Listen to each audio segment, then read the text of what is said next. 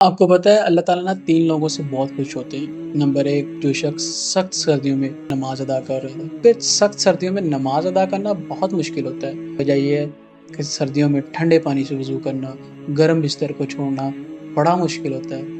लेकिन जो शख्स अल्लाह की रज़ा के लिए उस गर्म बिस्तर को छोड़ता है, ठंडे पानी से वज़ू करता है, अल्लाह तबारक व तआला उस शख्स से बहुत खुश होता है। इसी तरह सेकंड नंबर पे आ जाता है वो शख्स जो सख्त गर्मियों में अल्लाह की रज़ा के लिए रोज़े रख रहा होता है, क्योंकि गर्मियों के रोज़े नॉर्मली लंबे भी होते हैं और सख्त भी होते हैं। और जो इंसान अल्लाह को खुश करने के लिए ये अमल कर रहा होता है, मतलब अपने रोज़ों को इस्तकामत के साथ रख रहा होता है, तो अल्लाह ताला उसको देख रहा होता है और मुस्कुरा भी रहा होता है और अपने बंदे से बहुत खुश हो रहा होता है। उसके बदले में वो अपने बंदों के लिए बहुत सारे इनामात रखता है। और तीसरे नंबर पे वो शख्स जो जवानी में तौबा करता है, क्योंकि जवानी में तौबा करना बहुत मुश्किल है। मुश्किल इस वजह से है क्योंकि उस वक़्त इंसान अपनी जवानी की ताकत में अरूज पर होता है।